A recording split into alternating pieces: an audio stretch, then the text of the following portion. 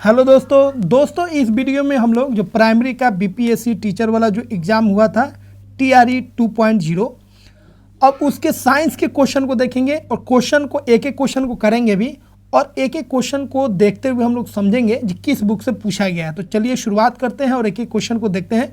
English में भी है और हिंदी में भी है, ठीक है।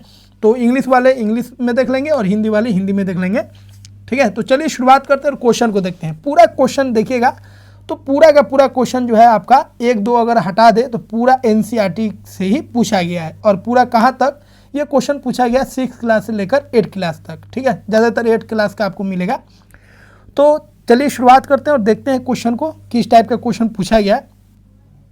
पहला जो क्वेश्चन है बहुत ही जनरल क्वेश्चन है। Which of the following is used in metal extraction. Metal को एक्सट्रैक्ट करने में, ओर से जब मेटल को हम लोग निकालते हैं तो उसमें कौन सा यूज करते हैं यहाँ पे, ठीक है। तो देखिए कोक का इस्तेमाल होता है। बहुत ही सिंपल क्वेश्चन है और बहुत ही जनरल क्वेश्चन है। कोक जो होता है कोयला का ही रूप होता है। कोयला का जो प्योर फॉर्म बोल लीजिए, कोयला को जब गर्म करेंगे तो उसे कोलतार निकल जाता है, ठीक है। उसे गैस निकल जाता है, कोल गैस बोलते हैं, और जो बच जाता है उसको हम लोग कोक बोलते हैं। तो कोक का इस्तेमाल किया जाता है मेटल को धातु के निष्कासन में, धातु को ओर से निकालने में, ठीक है। तो पहला का आंसर हो जाएगा ए ऑप्शन। हिंदी में भी है, आप वहाँ से मिला सकते हैं। अगला क्वेश्चन है the coloured light that reflects most while passing through a prism. कोई लाइट जो है कलर्ड लाइट है, अगर वो प्रिज्म से पास हो रहा है तो कौन सा लाइट सबसे अधिक मुड़ेगा, सबसे अधिक रिफ्रैक्ट होगा। तो देखिए प्रिज्म से जब पास करता है लाइट, व्हाइट लाइट, तो ये 7 कलर में बढ़ जाता है। नीचे से क्या होगा, भिपजी ओर होता है, ठीक है। तो हम इसको इस तरह लिख देते हैं भिपजी ओर। याद रखिएगा ये वाला सबसे नीचे होगा। नीचे से ऊपर जाइएगा तो लेमडा जो है, वेवलेंथ जो है वो बढ़ता है, बाकी सारा का चीज़ क्या होगा, घटेगा, ठीक है। तो लेमडा केवल बढ़ेगा, बाकी के सब चीज़ घटेगा। वेलोसिटी घटेगा नीचे से ऊपर जाने पर, ठीक है। उसके बाद एनर्जी घटेगा, याद रखिएगा एनर्जी भी घटेगा, वेलोसिटी भी घटेगा। उसके बाद मुरान भी कम होगा, मतलब नीचे वाला अधिक मुड़ेगा, ठीक है। मुरान भी मतलब रिफ्लेक्शन भी क्या होगा, कम होगा। या तीनों का तीनों घटेगा, याद रखिएगा। केवल लेमडा बढ़ता है। तो बोलता है सबसे अधिक कौन मुड़ेगा, तो मुरान घट रहा है, रिफ्लेक्शन घट रहा है, मतलब सबसे अधिक कौन मुड़ेगा, वायलेट कलर मुड़ेगा। तो ऑप्शन बी क्या हो जाएगा, सही हो जाएगा, ठीक है। सबसे अधिक लेमडा किसका होगा, रेड का, और सबसे कम किसका होगा, वायलेट का, ठीक है। और बात करेंगे एनर्जी का, तो सबसे देखिए लेमडा इसका ज़्यादा है, मतलब सब उल्टा होगा, बस लेमडा भी से आर लेमडा बढ़ेगा, बाकी सब चीज़ कम होगा, ठीक है। तो सबसे अधिक एनर्जी किसका होगा, भी का। सबसे कम एनर्जी किसका होगा, आर का। तो बस एक और ट्रिक याद रखना है, लेमडा नीचे से ऊपर बढ़ता है, बाकी जो भी चीज़ पूछेगा उसको बोल दीजिएगा घटेगा, मतलब नीचे वाला का सबसे अधिक होगा, वायलेट का सबसे अधिक होगा। अगला क्वेश्चन है the resistance of a conductor is directly proportional to its. देखिए बहुत सिंपल क्वेश्चन है। रेसिस्टेंस जो होता है किसके बराबर होता है, रो एल अपॉन ए। तो किसके ये डायरेक्टली प्रोपोर्शनल है, लेंथ के क्या है, डायरेक्टली प्रोपोर्शनल है, और एरिया का क्या है, इनवर्सली प्रोपोर्शनल है। तो resistance of a conductor is directly proportional to its, किसके प्रोपोर्शनल है, लेंथ के क्या है, प्रोपोर्शनल होता है, ठीक है। तो सी ऑप्शन क्या हो जाएगा आपका, सही हो जाएगा। अगला क्वेश्चन है what is the main chemical components present on the rubbing surface of match box. Match box जो होता है, माचिस जो होता है, ठीक है, उसका जो डिब्बा होता है उस पर कौन प्रेजेंट होता है, तो जानते हैं फॉस्फोरस होता है, व्हाइट फॉस्फोरस होता है, वो रेड फॉस्फोरस में चेंज हो जाता है, ठीक है। तो ये चीज़ आपको ध्यान रखना है, ये भी NCERT का था। अगला क्वेश्चन को हम लोग देखते हैं। अगला क्वेश्चन है which of the following is suitable for alcoholic beverage, ठीक है। निम्नलिखित में से कौन सा अल्कोहल पेय के लिए उपयुक्त है। देखिए अल्कोहल तो मिथेनॉल भी है और इथेनॉल भी है, लेकिन याद रखिएगा मिथेनॉल को बोला जाता है जहरीला शराब, इसको पीने से आदमी मर जाता है। तो अच्छा जो शराब है, मतलब शराब में कौन ठीक ठाक है, इथेनॉल का शराब होता है, ठीक है। तो हम लोग में जो चलता है, मतलब कहना ठीक नहीं है, लेकिन जो लोग पीते हैं वो कौन पीते हैं, इथेनॉल शराब पीते हैं। मिथेनॉल शराब जो होता है जहरीला होता है, क्योंकि ऑक्सीडेशन प्रोसेस से, रिडक्शन प्रोसेस से ये एक दूसरे में बदल जाता है। तो इथेनॉल जो होता है चेंज हो जाता है मिथेनॉल में, तो ये जहरीला शराब हो जाता है। तो कौन पीने लायक होता है, इथेनॉल। अगला क्वेश्चन है the efficiency of a fuel. बहुत सिंपल क्वेश्चन है। फ्यूल का जो एफिशिएंसी होता है, ठीक है, जो ईंधन का जो दक्षता होता है, क्षमता होता है, उसको हम लोग क्या बोलते हैं, कैलोरीफिक वैल्यू बोलते हैं। सबसे अधिक किसका होता है, हाइड्रोजन का। ये भी NCERT का है। तो अगला क्वेश्चन है food cans are coated with tin. Food can जो होता है उसका कोटिंग हम लोग टीन से करते हैं, नॉट विथ जिंक, जिंक से नहीं करते हैं। क्यों? देखिए अब जिंक जो है ज़्यादा रिएक्टिव होता है टिन से, तो जिन अधिक रिएक्टिव होता है टिन से, इसीलिए हम लोग किसका इस्तेमाल करते हैं? टिन का करते हैं। तो इसका कारण क्या होगा? Zinc is more reactive than tin. Zinc का करेंगे तो जल्दी फूड से रिएक्ट कर लेगा और जहरीला बन सकता है, इसीलिए हम लोग टिन का इस्तेमाल करते हैं। 54 नंबर क्वेश्चन को हम लोग करते हैं। क्वेश्चन कह रहा है which of the following is not a traditional irrigation method. Question कह रहा है कौन सा इसमें पारंपरिक सिंचाई सिस्टम नहीं है। तो देखिए पहला है आपका मोट सिस्टम, ये भी पुराना वाला सिस्टम है। चेन वाला जो आज भी हम लोग मतलब गाँव इस समय बहुत पहले इस्तेमाल होता था, ये भी पुराना है। लेकिन ड्रिप सिस्टम जो है, ड्रिप सिस्टम क्या होता है? पाइप के द्वारा इसमें छिद्र रहता है और इसे पानी इस तरह निकलता है। स्प्रिंकल वाला इसको बोलते हैं। ड्रिप वाला क्या होता है? एक नल टाइप का रहता है और यहाँ पे ड्रॉप बाय ड्रॉप पानी जो होता है गिरता है। तो ये दोनों जो सिस्टम है ये नया वाला सिस्टम है। तो ड्रिप सिस्टम क्या होगा? नया वाला, इसलिए सी ऑप्शन आपका क्या हो जाएगा? सही हो जाएगा, क्योंकि बोला है ट्रेडिशनल नहीं है, तो ये तो नया वाला सिस्टम है।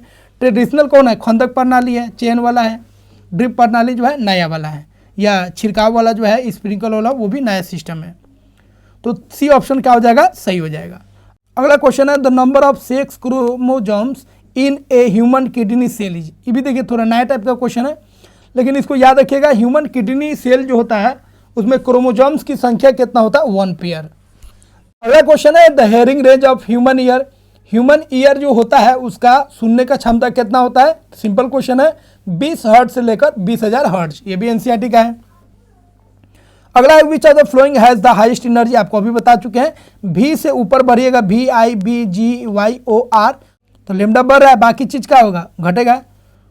तो एनर्जी क्या होगा? घट रहा है, तो सबसे ज़्यादा एनर्जी किसका हो जाएगा? भी का, मतलब किसका? वायलेट का। वायलेट है नहीं तो इंडिगो, इंडिगो भी नहीं है, तो कौन हो जाएगा? ब्लू। मतलब ए ऑप्शन आपका क्या हो जाएगा? सही हो जाएगा। ठीक है, तो नीचे से ऊपर की ओर एनर्जी घटता है, याद रखिएगा। लेमडा बढ़ता है, बाकी सारा चीज घटेगा।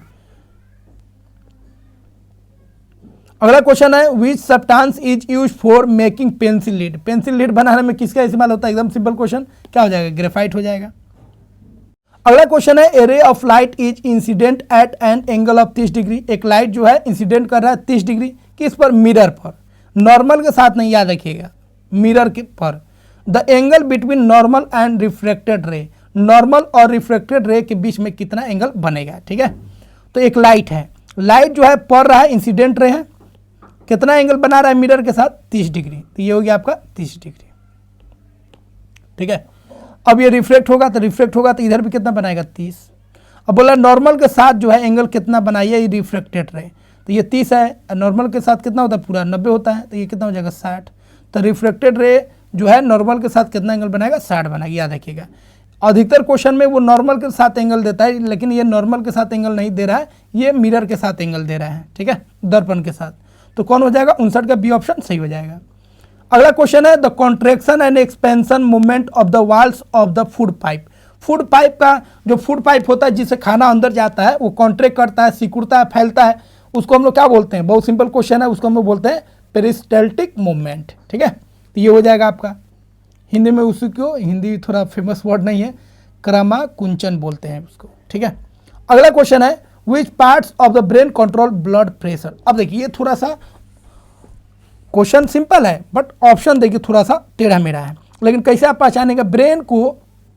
ब्रेन का कौन सा भाग जो होता है ब्लड प्रेशर को कंट्रोल करता है? तो इसके लिए फेमस है, एक वर्ड में आपको याद रखना है, कौन? ये होता है आपका मेडुला। ठीक है, और सबका भी होता है, लेकिन ज़्यादा जो रोल होता है मेडुला का होता है। अब कहीं भी देखिए इसमें मेडुला है नहीं, इसमें मेडुला है नहीं, मेडुला कहाँ पर? यहाँ पे है। अब मेडुला के अलावा जो है सेरेबेलम, पॉन्स का भी इसमें थोड़ा सा योगदान होता है, लेकिन मेन रोल किसका होता है? मेडुला का। तो यहाँ पे सी ऑप्शन क्या हो जाएगा? सही हो जाएगा। अगर कहीं मेडुला दे देता तब थोड़ा क्वेश्चन जो था टफ हो जाता। ठीक है, लेकिन ये भी क्वेश्चन ठीक था। अगला क्वेश्चन है which of the flowing producer least friction. देखिए ये बार बार सीटेट में तो इसको घस के फेंक दिया है। ठीक है, इतना बार पूछा है, तो सबसे अधिक फ्रिक्शन किसका होता है भाई? सबसे अधिक होता है स्टैटिक का, उसके बाद किसका? स्लाइडिंग का, और सबसे कम किसका होगा? Rolling friction. तो रोलिंग फ्रिक्शन बोला सबसे कम किसका? तो बी ऑप्शन हो जाएगा। तो इस तरह क्वेश्चन आप आसानी से कर सकते हैं।